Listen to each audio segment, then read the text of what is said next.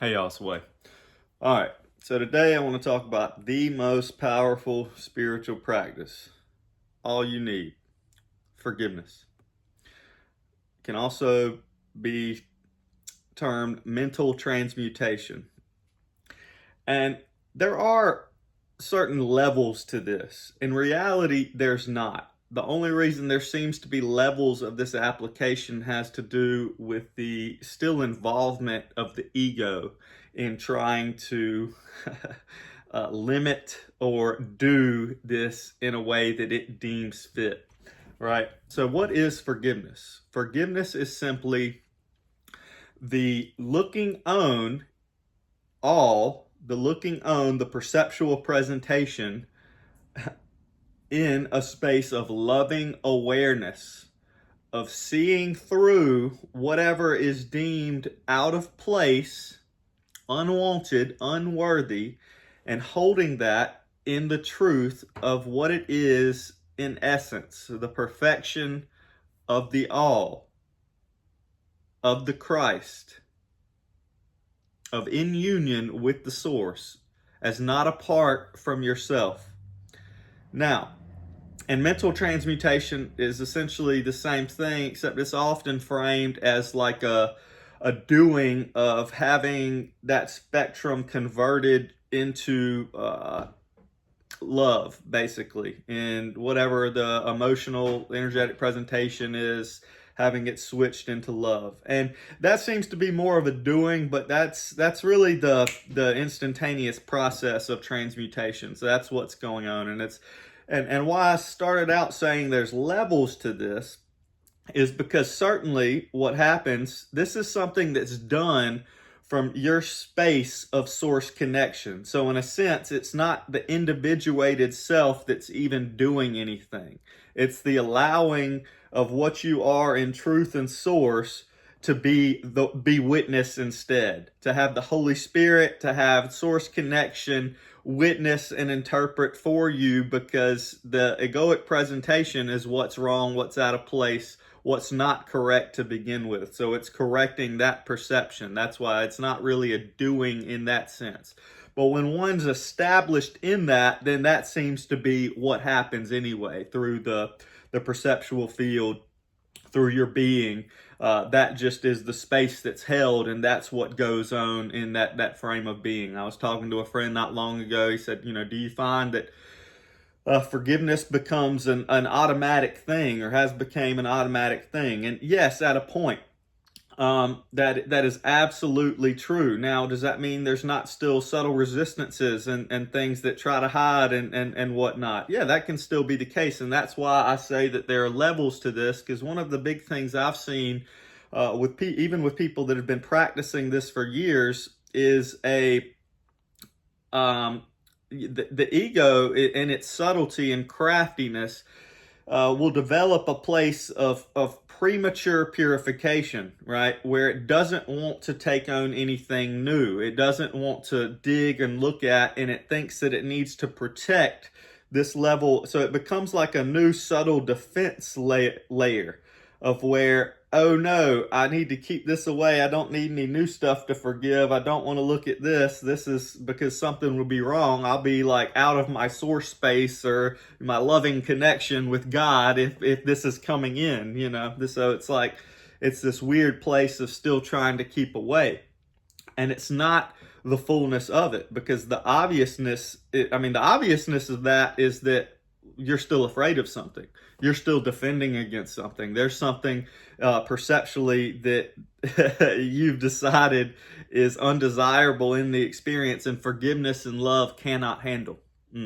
So that is a huge, huge limitation. And I see a lot of people in spiritual communities fall into this and not really want to go to the fullness, because it is a bit of a paradox there, because you step in to this application and you do reach, you could say, new heights of peace, new heights of bliss, and then there can be new depths of what seems to be this darkness, new depths of certain subtle judgments.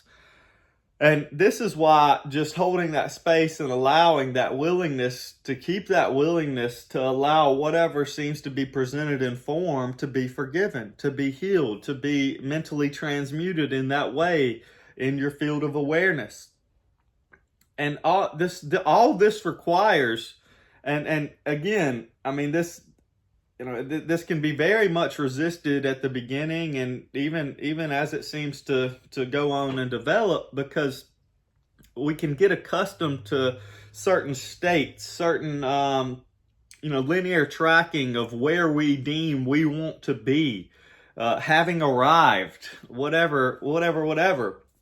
And this is severely limiting, because then it's just compartmentalizing. It's compartmentalizing, keeping certain aspects of ourselves in the unconscious, and delaying that freeing ourselves from these imposed limitations, from this bondage, from this judgment that we're still projecting some way apart from ourselves or unworthy within ourselves.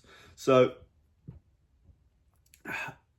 as always, to just be willing to come back to here, say whatever one needs face, whatever needs to come up in the experience today, to be willing to be with that. And all this is the simple opening up of one's heart.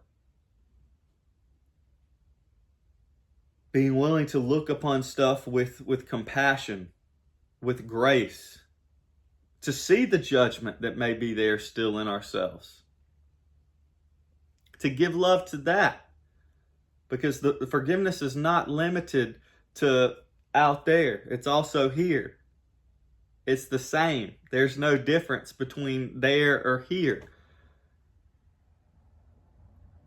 And that simple saying, it's not what you hate that holds you down, it's the hate itself. That whole judge not, lest ye be judged.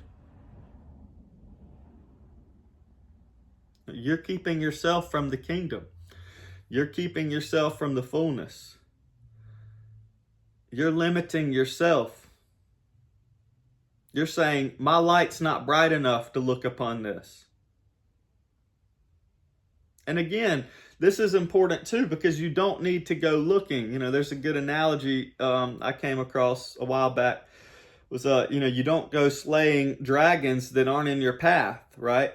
Well, you also don't, and that's certainly too. You don't need to go out and look for other people's dragons and try to slay out in the world and dig and dig and dig.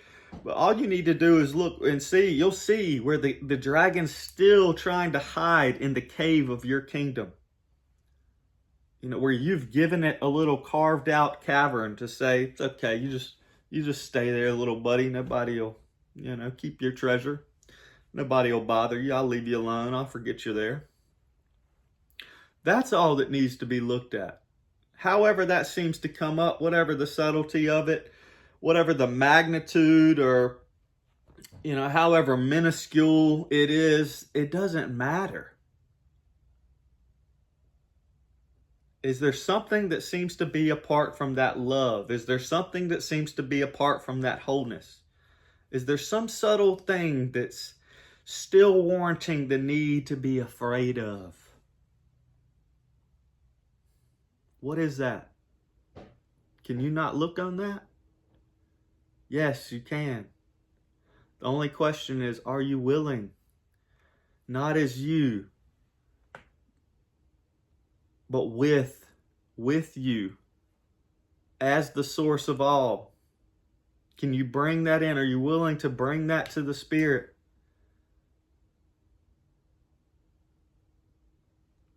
Just give it a try. See what stands before that, what doesn't melt away. Fall into the perfection of everything that is. So, I just wanted to share that. Thank y'all. Peace and love.